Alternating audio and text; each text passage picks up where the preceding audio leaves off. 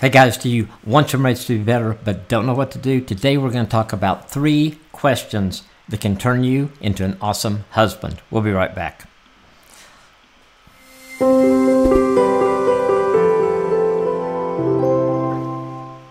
Welcome to Dr. Kim Live today. We're so glad that you have decided to join us, and we are on a Tuesday, the 2nd day of October, and it's a beautiful day here in Oklahoma City. I hope it's great where you guys are. So today we're going to focus on guys, which is a risk because most of our audience is women, but hopefully that we'll get some guys tuning in, some guys ask some questions, or you as ladies can tune in, pick up some things, share them with your husbands, share them with your boyfriends, and then you can also ask questions yourself. So what we're going to do today, we're going to talk about 3 questions that can really turn a guy into an awesome husband if you just ask these questions and then really dig into them deeply.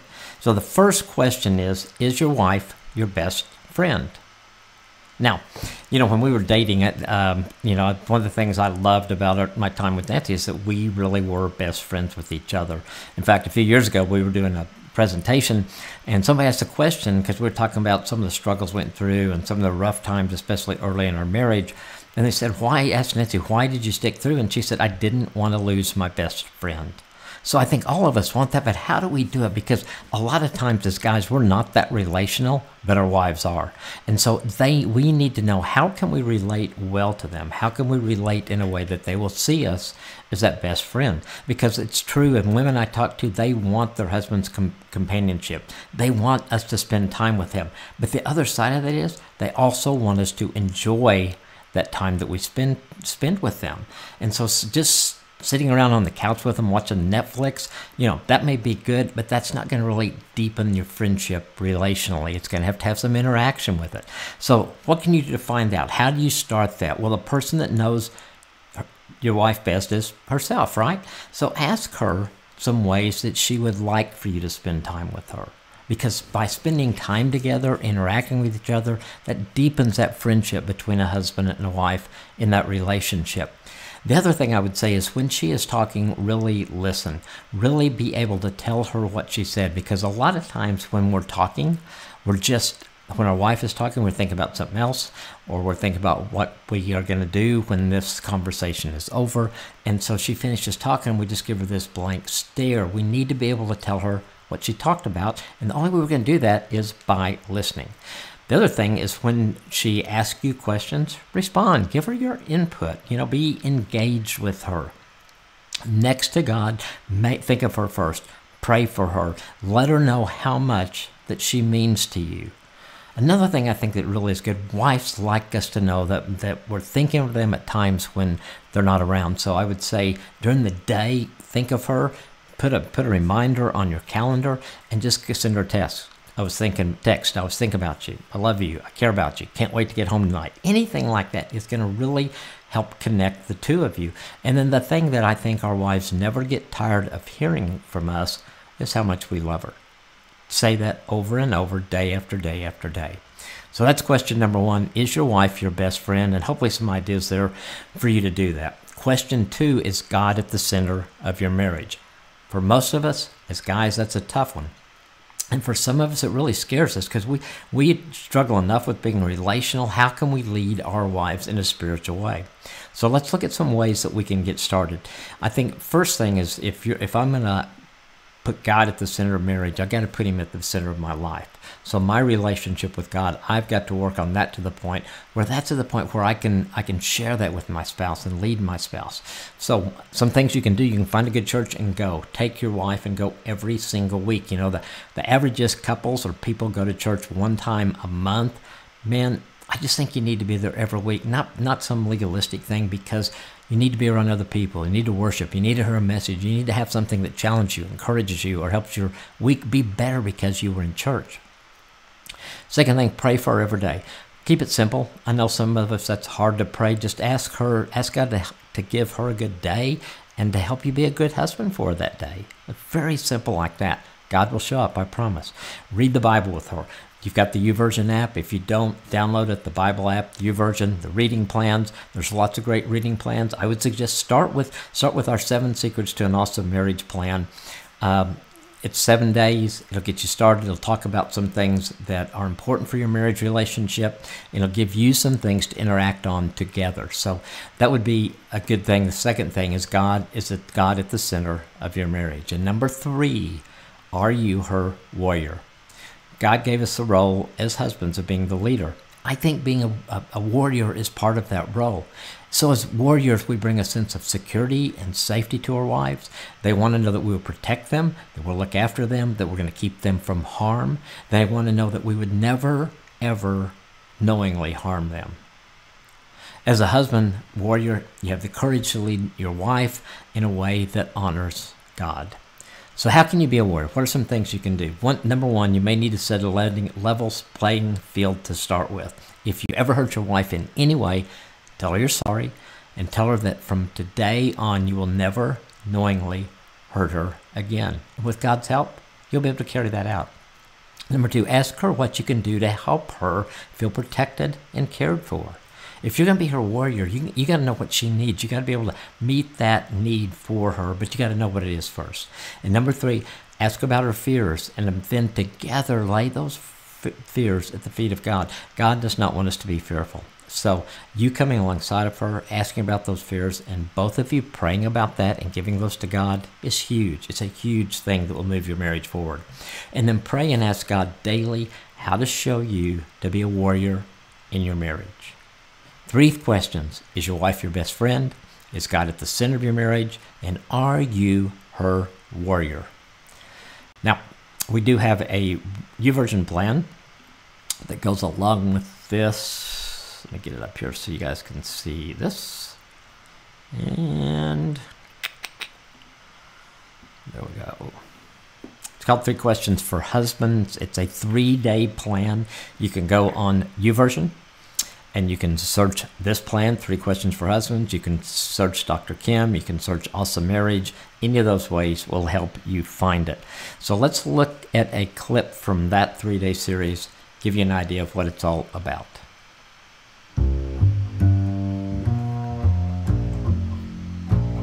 Okay guys, here's the second question to ask yourself as you work to relate better to your wife. The question is God at the center of your marriage? For most of us, that's a tough one. This is really an area that can scare us. If we struggle with being relational, how can we ever lead our wives spiritually? Honestly, it's really not as difficult as you might think, and we have God there to help us out. If our wives want God at the center of our marriages, how much more does God Himself want that? Let me give you some ideas to get you started. First, find a good church, and then go. Take your wife and go every single week. Pray for your wife every day. Keep it simple. Ask God to give her a good day and to help you to be a great husband. Read the Bible with her. You don't have to be a Bible scholar. Download the YouVersion Bible app and has lots of great, easy Bible reading plans and devotionals that will make you look like a Bible scholar. Then talk together about what you read. That's it. Do this for 60 days and then let us know what happens.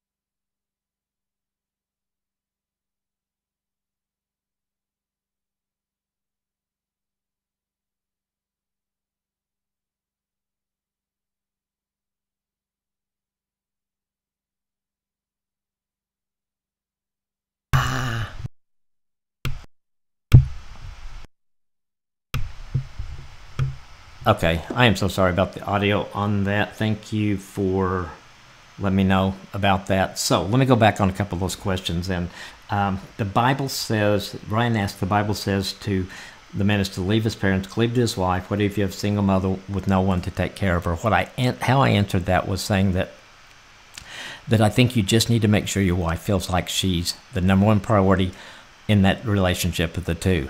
So you may have to spend time with your mom, but make sure your wife's needs are met. Make sure she knows how much you love her, how much you care for her, how much you want to be with her, that this is probably just for a season, all those kind of things, and communicating that. And when you have time with your spouse, be very intentional about that time, making her feel loved, cared for, those kind of things.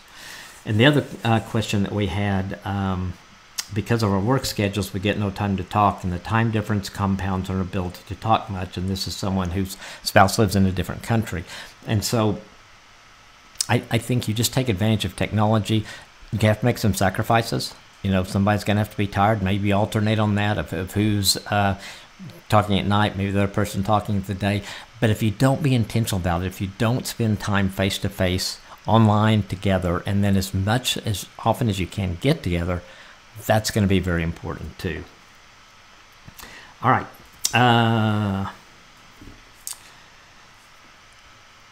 Dr. Kim, my wife and I really enjoy your live chats. Your books and lessons on the awesome marriage are very well respected in our home. Thank you much for your time and effort, Kyle and Jessica. Thanks so much, guys, for that. That really helps a lot.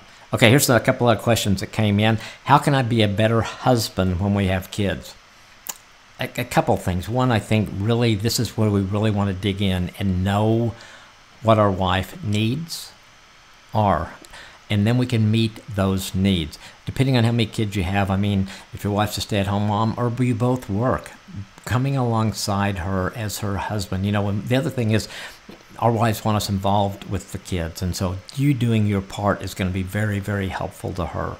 And I think just ask her, what can I do? Man, we're in a season right now. We got kids running around all the place.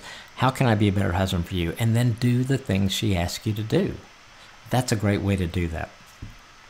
So what are some tips to become a better husband? Some of the things we just talked about, but certainly praying for your wife helps you. It helps you be conscious of her needs. I think God reveals things to you. Plus, there's nothing better you can do than pray for her.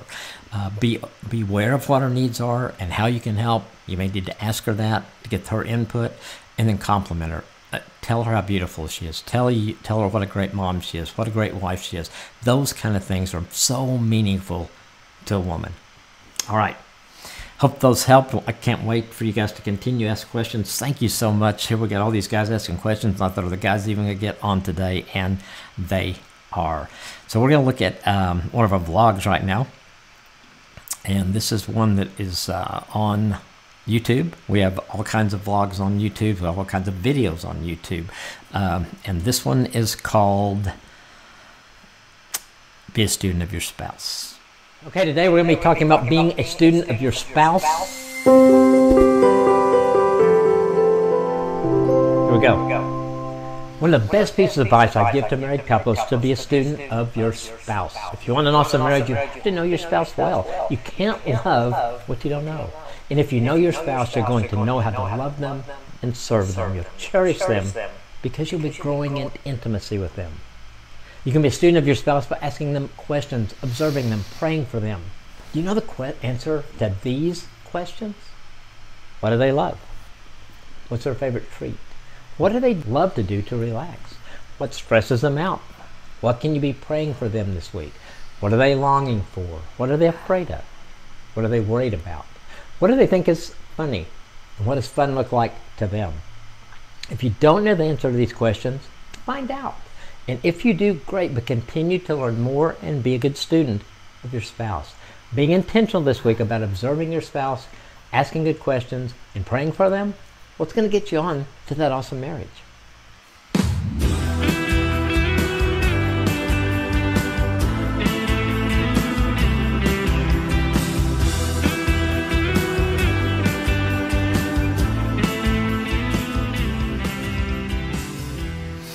And we are back with you live. If you've got more questions, I would love for you to ask them, and excited about you guys asking the questions, those kind of things.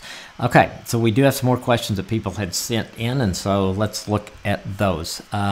First question, what if my job is very demanding? How can I make my wife a priority? That's a really good question, because I think a lot of guys, especially maybe in the early years of your career, and maybe not always, but maybe you're putting in more effort because you're trying to kind of do better at your job, you want promotion, you want to learn more about what you're doing, you want to do better so you can better prepare for your family or provide for your family. So one thing I would say is make time that you have together the best it can be. I mean, if you've only got 15 minutes to spend with your spouse each day, make it the best 15 minutes. Talk and touch and interact with each other. Make it the best time you can be. And then the other thing would be little things that you can do during the day. And I talk about it a lot, but just sending your spouse a text during the day, send her a Bitmoji during the day, send her an emoji, send her something that lets her know you are thinking about her. That's going to go a long way. As long as she sees you putting in the effort and she knows this is just going to be for a season, then I think she'll be fine with that. She'll go along with that, and she'll come alongside you, because that's the thing that we talk about so much, is you've got to be a team in everything you do. It's got to be the two of you together with this demanding job. How do we grow our marriage, keep our marriage good? And so you talk about interacting, and then you do the things that will help her know that she's loved and care for it as you're going through that time. Hope that helps. All right, another great question. If one of us are in the military and we do not live in the same place because of this, how can I be a better husband? Well, it's kind of the same question that we had earlier, where they lived in different countries. Have some good friends that he just got back from a year deployment. In fact, we're going to be doing some video with them. We're coming out with a new YouVersion plan on military couples and how they can connect, how they stay connected in those times they're apart or during deployments. So I'm really looking forward to shooting that video pretty soon and getting that plan out probably in the next couple of months. But right now I would say use technology, think of different ways to connect, talk, FaceTime, email, text, whatever you can to stay connected. And I know it's hard. I can't imagine. I've watched a couple go through this. I've watched other couples go through this. It's a difficult time, because when you're married, you want to be together. But I also know that there are men that just, are called to be soldiers and to protect their country and to protect their way of life and things like that. So during those times, if you're both intentional, and I think you've got to keep your focus on the marriage, and again, that we're both going through this deployment together, and you don't want to put anything in there that would cause either one of your thoughts or ideas to go somewhere else. Be very intentional about working on your marriage during that time. Okay. One of the things that that we've done a lot here at Awesome Marriage is the one things. If I can find one here. This is the one thing. These are on the one thing emails are on every single day, Monday through Friday. You can get those by subscribing onething.email every day, Monday through Friday. You'll get in your inbox one thing you can do for your marriage. So many couples are getting that. We're now doing those on YouTube, and they're different. And there's 3 of those a week on YouTube, so you can do all of them. You'll have 8 great things you've done for your marriage this week. This is one of the ones that is on YouTube now. You know, we've all got our routines, don't we? On the weekdays, my schedule's pretty consistent week to week, and Nancy's is pretty much the same too. And there's nothing wrong with routine. It helps most of us accomplish what we need to get done. What it doesn't do, however, is make us aware of the opportunities to serve our spouse. Every day there are things I could do to help Nancy out. Maybe it's as simple as carrying the dirty clothes basket to the laundry room. It could be cleaning out her car for her when she needs that done for work the next day. Maybe it's calling her and offering to pick up dinner and bring it home so she can check that off her list. My routine can keep me from thinking about doing any of these simple but meaningful things. So I've started asking myself this question each day. What one thing can I do today to make her life easier? It gives me the opportunity to serve her and lets her know how important she is to me. Your one thing today, do one unexpected thing for your spouse today. Yeah, that goes so far, and I think for you guys listening to this, just something that they don't expect when we do it. It's out of the ordinary, and we thought of them. It goes so far in helping our wives know how much we love them, how much we care about them. Monica gave a question, Dr. Kim, how can I be a support and encourage my husband? That's a great question, and I think it's something that a lot of wives know. How's the best way to come alongside my husband? Because sometimes we don't communicate that very well. Number one is pray for him. Pray for him every day that he can be the man God created him to be, that you pray for him, whatever you know he's dealing with in his work or anything that he's dealing with, that pray for him. The other thing I think is being there. One of the things that Nancy really taught me early in our marriage, when I'd come home at night, and we did purposely try to find time together every evening, whether it was after the kids were in bed or then after the kids moved out earlier in the evening. But she would always make me talk about my day. And, you know, there are times that I didn't want to talk about my day, but she wouldn't let me off the hook. And I think what I learned over time, now I look forward to that. Now during the day, I think of things to tell her that I think I can't wait to share this with her. But it took her teaching me some things in that. So wherever you are with your spouse, you know, maybe just begin to ask those, how was your day? And maybe ask a question like, what was the best thing that happened today? Or was there anything that was difficult today? Or something that's a little more open-ended and not closed-ended, like with a yes or no question. I think the other things is understanding what is his love language. And then whatever that is, doing the things intentionally that make him feel loved. And I think, too, you know, what I love for couples, and we do this in counseling, you know, what would you like your spouse to do for you? And so ask him, what can I do for you as your wife? How can I come alongside you better? How can I become more of that team that we're trying to be in our marriage relationship? Hope those things help. Okay, I think we've got a couple of other questions. Let's see. Okay, yeah, there's a couple tough ones. What I do if I do not feel respected by my wife? How can I still be a better husband? You know, I guess I'd start this, you know, trying to earn that respect back. How did you lose that respect? Or was she just reluctant to give it to you because of her past or being in a relationship where she couldn't respect someone and that's carried over? So I think you could talk to her and say, I want to earn your respect. I want to earn that back. I want to earn it for the first time. What can I do for you that will help earn that? And then do those things. The other thing is each day praying, God, how can I be the husband she needs today? Pick up on the cues that God gives you. Do the things God shares with you or God prompts you to do. And I think then, like we talked before, your obedience is between you and God. God, at the end of the day, I still don't feel like she respects me, but I think I did the things today that you wanted me to do. And I think if you do that consistently day after day, hopefully she's going to respond at some time. Hopefully that respect will come back or be there in the first place. Great question. Another question, what if my wife is controlling? Well, I think what we need to do in that situation is probably the same thing I just did in the other one. One, I would do a heart check. Why is she controlling? Have I not led well? Is just something that I've done, or is that just something she learned to survive, maybe in the home she grew up in or in other relationships? And so I think what you want to do there is build trust and gradually let her begin to trust you. Usually the control comes because they don't trust you to do the right thing. They don't trust you to do the things that they feel like they need to have in their life. And maybe those things are unrealistic, but you've got to meet your wife where she is and begin to do everything you can to earn her trust, to earn her respect. Okay, time for one more question, I think. We've got a few minutes left. What if she's not meeting some expectations or needs that I have? One, I think the conversation between a couple of what are the needs that you would like me to meet in marriage? And you both share in that, and you both decide, are these realistic? Are these things I can do? And how's the best way for me to do that? I think that's a really important thing. And the other thing is, I think in those times when you're struggling is to go to God and let Him meet the needs that He intends to meet in your life. And make sure that you're not expecting your spouse to meet needs that only God can meet. And then be realistic about what you want her to meet, how you want her to meet those things. It goes back to communication. And so in all of these things where I've given ideas and you feel like, man, we've tried that, or we just bump up against the wall, it's probably time for counseling. And if your spouse won't go with you to counseling, go by yourself and start. Hopefully he or she will join you at some time down the line. Don't give up. Stay in there, fight the good fight, and pray and let God work a miracle in your marriage relationship. All right, one more question here, and then Polaris, I spend 2 weeks at a time away from my wife at work, and it rewards me with 2 weeks of time at home with her. What would be the best thing to nourish our marriage while I'm away at work?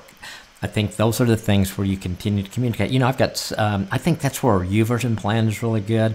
I think I talked a couple of weeks ago about a dad that has 2 adult sons, and he's doing a YouVersion plan with him. What if you picked a YouVersion plan and you did it together? That means you're both going to read it, you're both going to go through, you're both going to answer the questions, and you're going to share those with each other. That keeps you connected, and it also puts God at the center of your relationship.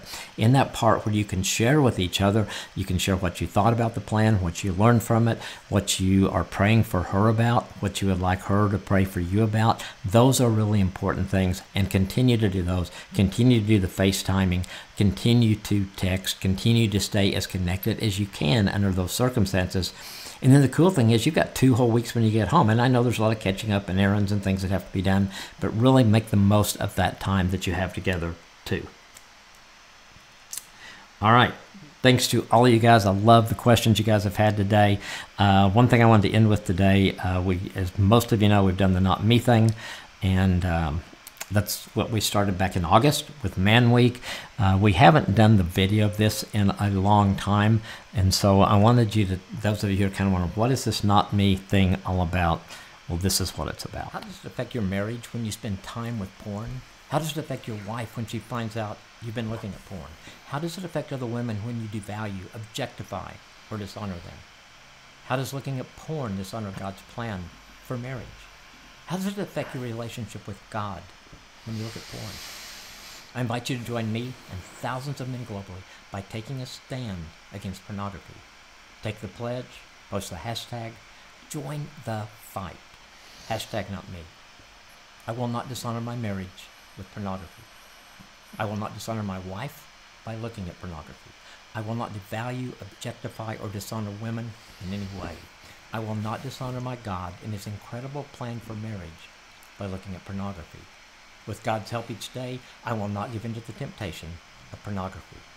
We invite you to join us. Hashtag not me. Yeah, I know we got more men that join every week. I just want you to continue to help us get the word out. That video is on our YouTube channel. You can just look at It Stops With Me, and you'll learn more about it. You can be a part of it. Love you to take the pledge. Yeah, you'd love that you would let us know you took the pledge and let other people know it. Post the hashtag not me all over the place. All right. Next week on Dr. Kim Live, we are going to be talking about traffic signs in your marriage. That's going to be interesting, isn't it? So how to stop, how to yield, how does dead end, how do all these other signs just relate to your marriage? We'll talk about that next week. Thanks very much for joining us on Dr. Kim Live today. Tell your friends about it. Ask them to join us. This will be on YouTube right after the show, so they can come in and watch it later. And thanks for being a part of Dr. Kim Live today.